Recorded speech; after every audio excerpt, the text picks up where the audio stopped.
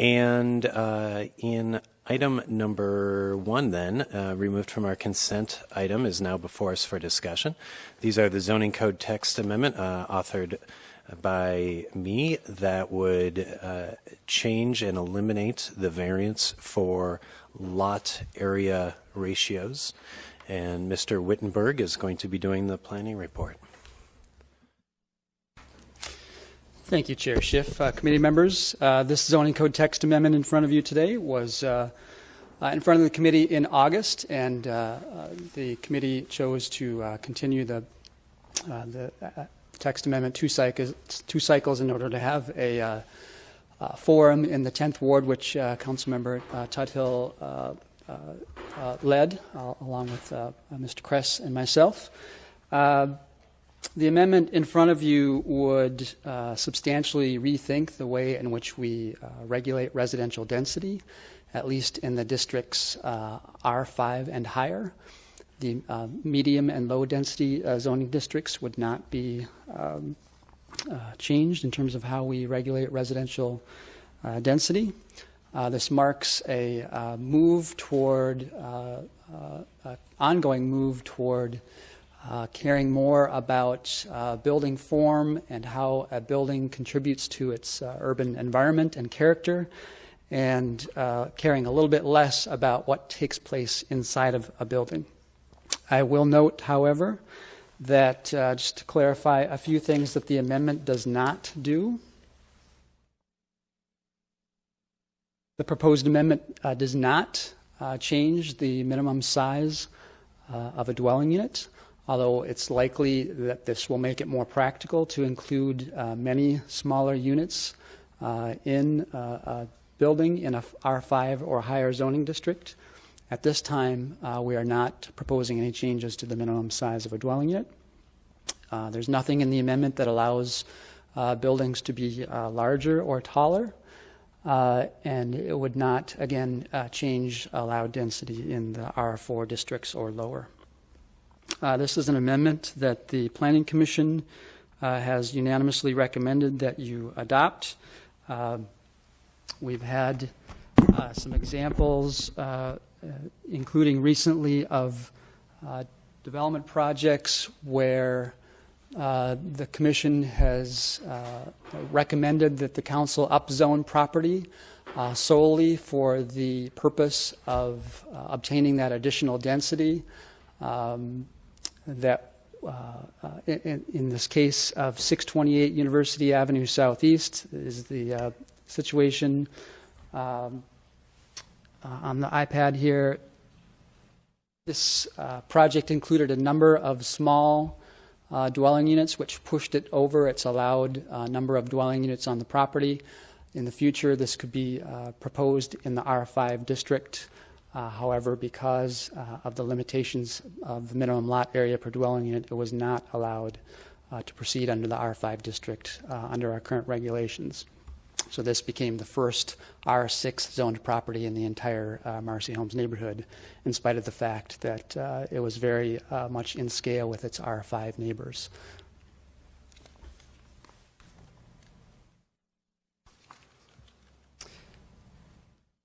This is a map of variances that have been granted from the minimum lot area standard over about the past 5 years. We currently have no minimum lot area per dwelling unit standard in the downtown district, so that's why it's remarkably devoid of points on the map in the core of downtown. But of the development projects with 10 or more units that have been developed in the city for the past 5 years, in districts that have a minimum lot area per dwelling unit standard, approximately 20% of those have obtained a variance of the standard that we're proposing to eliminate in most zoning districts. You have two relatively minor changes in front of you from the memo that I drafted and distributed yesterday. Staff at the MCCD pointed out that there was an oversight that would have taken away a density bonus for affordable housing in the R3 and R4 districts, the way that it was drafted in the version presented to the Planning Commission, so staff has made that correction. Further, as I had mentioned at the August 22nd Zoning and Planning Committee meeting, staff has found that the proposed restrictions on for floor area ratio for cluster developments were far too restrictive. And just to point out, we currently have no maximum floor area ratio for cluster developments in the residence and office residence districts. We're now proposing a maximum FAR for cluster developments that simply aligns with other types of multifamily development in the residence and office residence districts. With that, I'd be happy to respond to any questions. All right. A question from Councilmember Goodman. Thank you, Mr. Chair. Mr. Wittenberg, I'd like to explore the idea of extending this to the R3 and R4 districts as well. I think that had been discussed in the past. I'm just wondering what your point of view is on that, how much change that would bring, or are we still in the same position of we're going to dictate the box and the developer can determine what pieces go in the box? That's how I describe it. We tell you what the box is, and you determine if you have 5 two-bedroom units or 10 one-bedroom units or 20 studios, but parking is really in many ways going to dictate that, as well as the private market, which is kind of what development is all about. So I'm wondering if we were to include the R3 and the R4, what would the outcome be? Chair Schiff, Councilmember Goodman, I think that's a good question, and I see us eventually going down that path if we don't right now. I think the potential concern is that our comprehensive plan clearly indicates that many areas designated as urban neighborhood are supposed to be sort of medium density.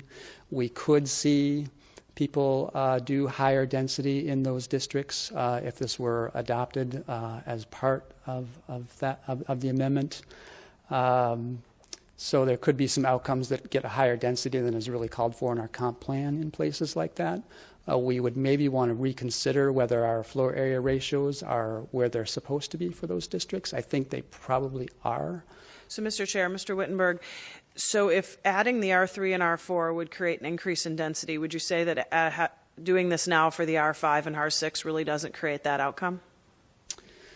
Well, Chair Schiff, Councilmember Goodman, it depends on how you measure density. I think one thing that is really evident through working on this amendment, and the example I gave in the staff report, is that in R5 district right now, for example, you might be able to develop a 100-unit building with 200 bedrooms, but not a 200-unit building with 200 bedrooms. So you may have the same building with the same number of adults, same number of licensed drivers, same number of people, same density of people, but because our zoning ordinance has historically regulated density based on dwelling units, that measure of density, yes, we will likely see increases. But R5 and R6 are pretty dense already, correct? Right, those places we call for higher density development. And we call for that in those locations as well. Exactly. Okay. Mr. Chair, I'm open to adding R3 and R4. Perhaps now is not the best time. Maybe we can see how it works with R5 and R6 to start. But I think that there's an acknowledgement that, from me anyway, that in order to preserve neighborhoods that are 1, 2, 2B, and single-family homes, we're going to have to put density somewhere, and we should kind of explain where we want it now versus having fights later over where it should be. I don't think that there probably isn't unanimity surrounding that the city should grow, but I think there's a lot of momentum towards growing the city, and we need to find places for it to grow that's outside of downtown. My ward has been certainly willing to take it in most locations, and I think that's been a good thing. But there are other parts of town that are already pretty dense that could benefit from additional density. I mean, look what it took to get 2 grocery stores downtown. 35,000 people. We couldn't get a grocery store for years and years and years with 25,000 people. So we need to take on the model of other progressive cities of our size and talk about growing density along transit corridors and along commercial corridors. And I think what developers and neighbors want is more certainty, not more uncertainty. So I think if we lay out the law now, we're better able to describe, you move 2 blocks from Hennepin Avenue, I'll say in my ward at 26, you should expect that there's going to be hopefully a 4-story building built there in the future. And in fact, people in East Isles wanted that when that Chipotle went in. They didn't want to see a 1-story building. They wanted to see a 4-story building going in. So I do think that we need to manage this a little bit better. And maybe this is the first step, but I think we should be looking at additional steps. And I have a question about the R3 and the R4, Mr. Wittenberg. Part of the analysis that went into this was looking at where the lot area variances had been approved in the past. And have any been applied for from new construction in an R3 and an R4 district? I couldn't spot any.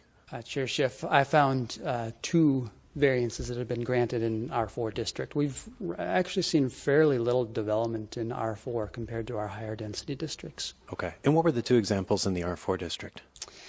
I want to say it's the Jackson Flats in Northeast, which I think was recently completed, and I think Creekside Commons.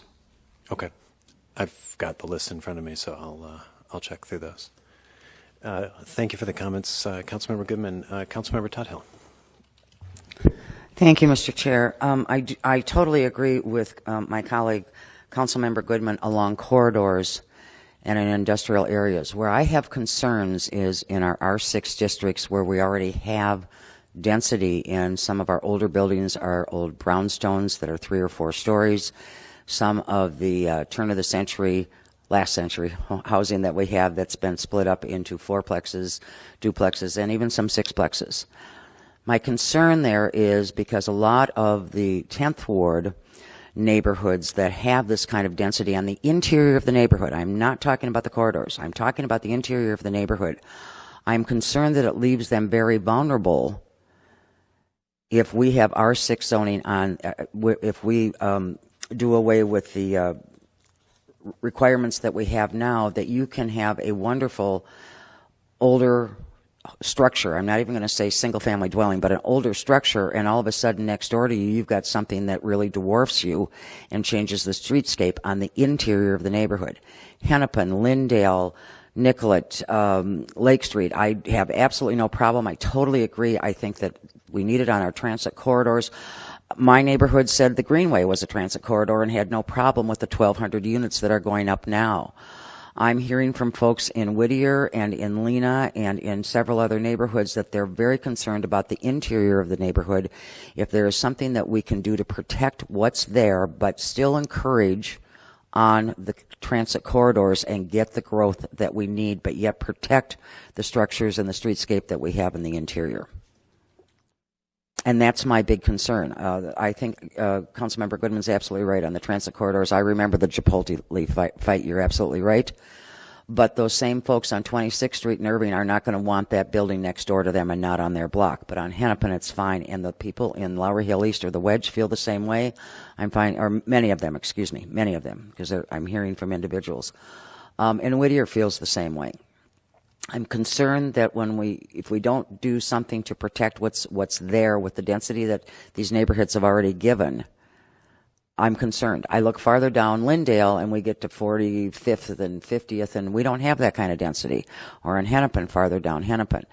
And I really think this is something we should really consider, how we're going to protect what's there to keep the streetscape and continue to encourage the density and the growth along our corridors. I'm open to a suggestion.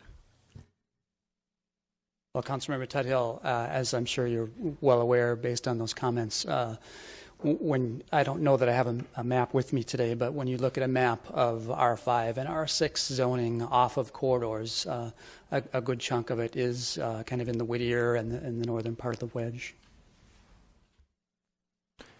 And in Councilmember Tuttle, listening to what you said, I'm reviewing the list that staff supplied of analyzing some 48 new multifamily housing projects in the last 5 years, and none of these were controversial projects in the middle of a neighborhood. These were all on corridors, and so I'm not seeing an example of the project that reflects your concerns on this list. Councilmember Tuthill.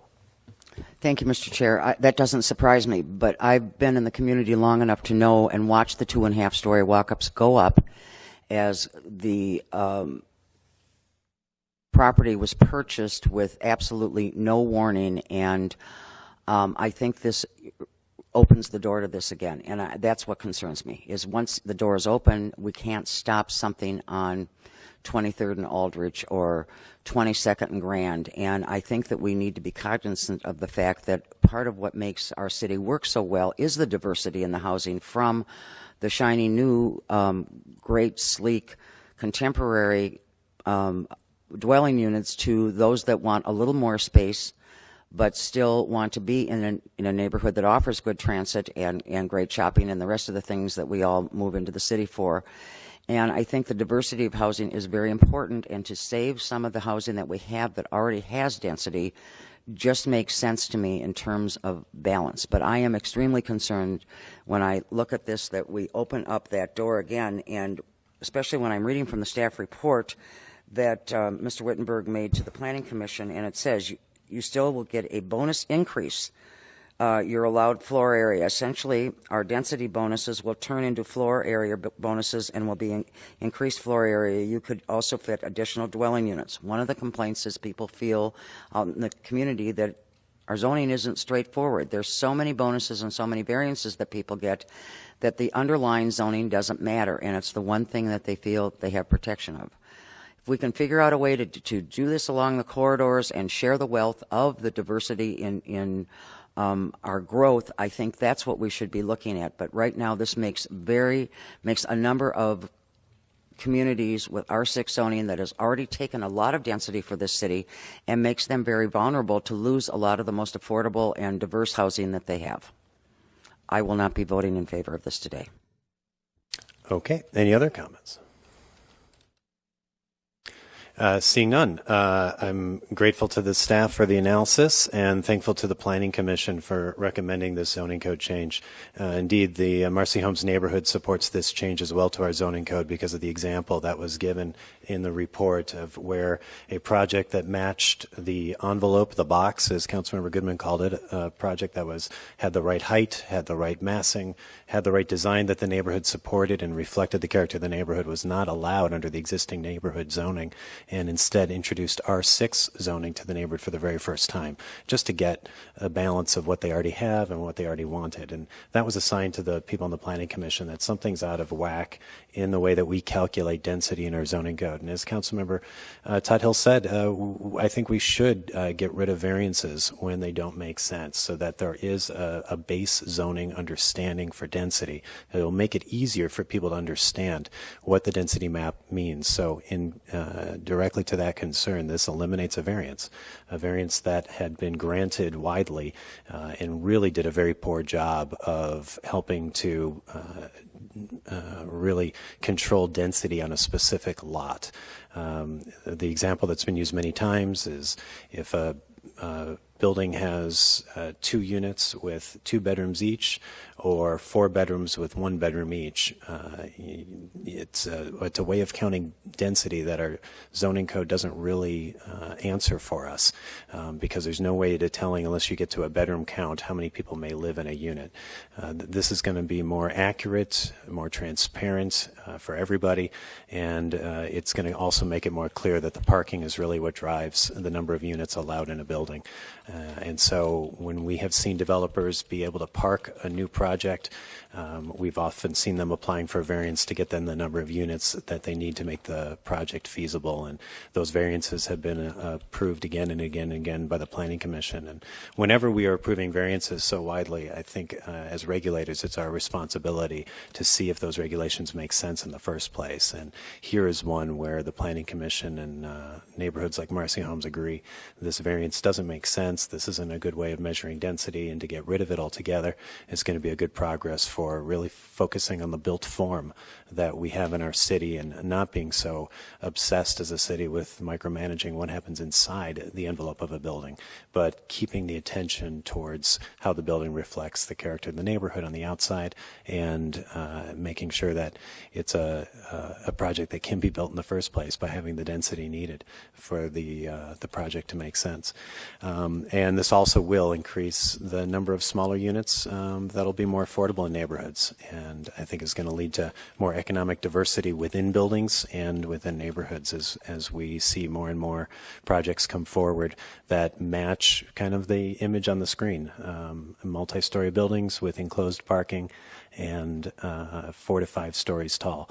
These are the projects that are applying for this variance, and it's really that envelope of the building that makes the most impact on the neighborhood, not the number of units inside. So I'm happy to move this forward. I think this is a great step forward for the city of Minneapolis and our zoning code and understanding density and the impact that new development has on neighborhoods. Any other comments? Seeing none. All in favor, please say aye. Aye. Aye. Any opposed? Opposed? I support the rest of the. Okay. Item 1 passes, and we will send that forward to the full council meeting a week from Friday. And that brings us to our next discussion.